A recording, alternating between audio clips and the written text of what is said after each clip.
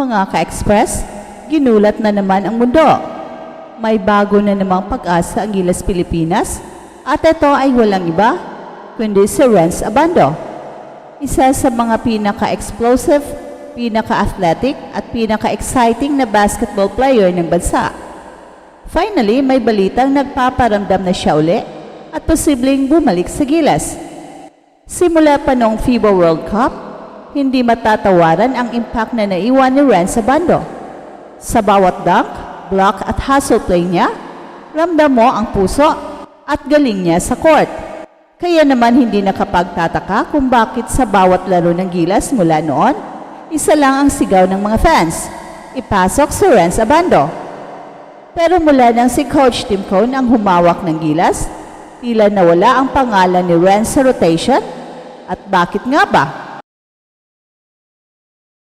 Well, hindi ito dahil sa kakulangan ng talento. Alam nating lahat, world-class ang skill set ni Renz. Ang dahilan ay maaring mas strategic o political.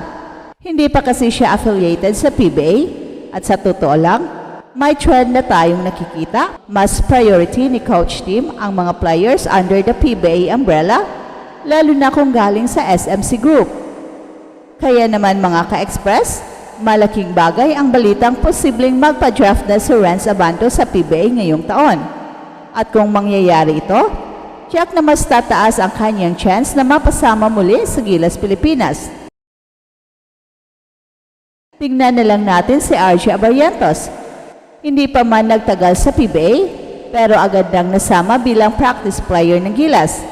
And that shows na kapag nasa local league ka, mas madali kang ma-monitor at ma-integrate sa ating national team program. Hindi rin may kakaila na matagal-tagal na rin hindi naglalaro itong si Renz Abando sa isang competitive league. Matapos ang kanyang stint sa Korea, naging tahimik ang kanyang career.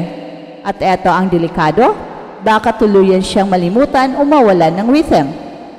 Kaya ang pagpasok niya sa PBA ay parang reset button. Isang bagong simula para sa kanyang promising career. At hindi lang para sa kanyang career ito, kundi para rin sa kinabukasan ng Gilas. Kung isipin natin ang edad ni Scottie Thompson, Sergio Perez at Chris Newsome, hindi na bumabata.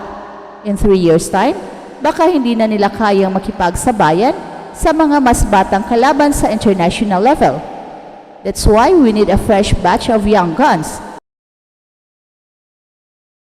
At dapat nandoon si Renz Abando kasama si RJ Abarrientos at Dwight Ramos.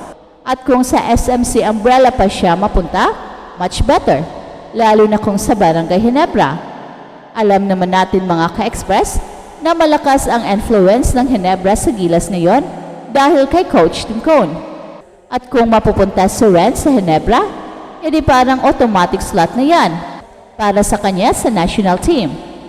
Imagine Abando wearing Barangay Ginebra jersey, tapos sa Gilas uniform din, siguradong tuwang-tuwa ang mga fans.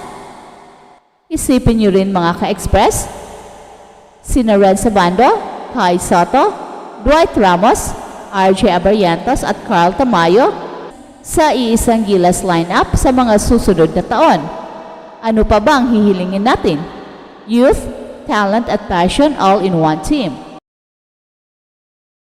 Kaya kung gusto talaga nating mapanood muli si Renz Abando sa Gilas, let's support him.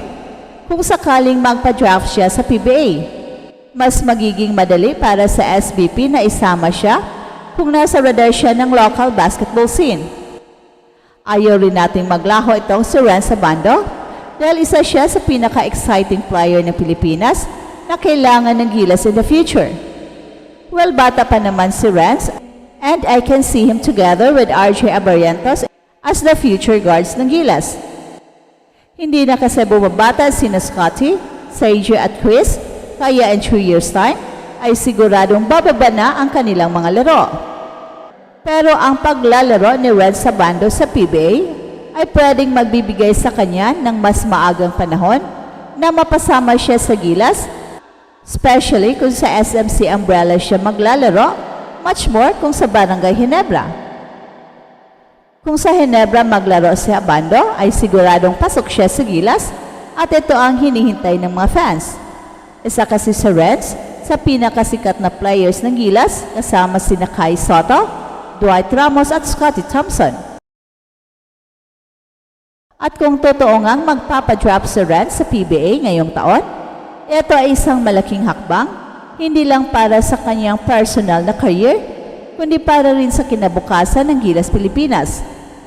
Matagal nang hinihintay ng mga fans ang kanyang pagbabalik at walang duda, si Renz ang isa sa mga pinaka-exciting na players na meron tayo ngayon. Sa kanyang athleticism, hustle at crowd-pleasing style of play, tiyak na muling mabubuhay ang hype tuwing lalaban ang Gilas. At kung mapupunta siya sa ilalim ng San Miguel umbrella, lalo na kung sa Barangay Ginebra siya mapunta, abay para na rin siyang naka-fast track pabalik sa ating national team.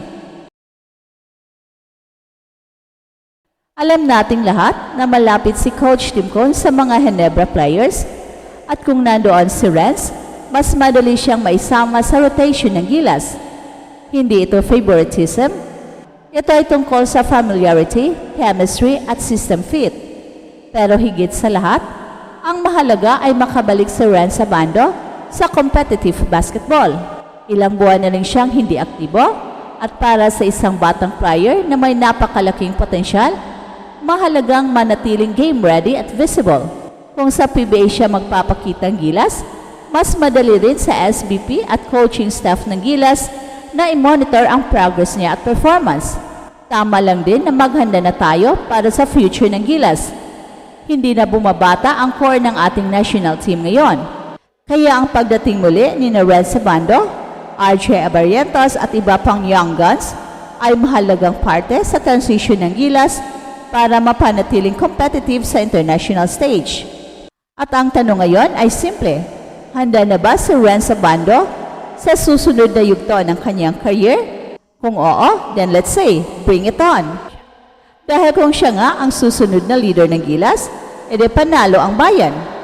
Ito ang Express Info na kung saan bawat kwento, ginulat ang mundo. Kaya mga ka-Express, habang maaga pa, iparamdam natin ang suporta para kay Renz Sabando. Ibalik natin siya sa mainstream, itulak natin siya sa PBA, at mas lalo sa Gilas Pilipinas. Hindi pa huli ang lahat. Kung may isang player na kayang magpagulo sa international defense at magdala ng hype sa buong bansa, walang iba kundi si Renz Abando. Ito ang Express Info na kung saan bawat kwento, ginulat ang mundo.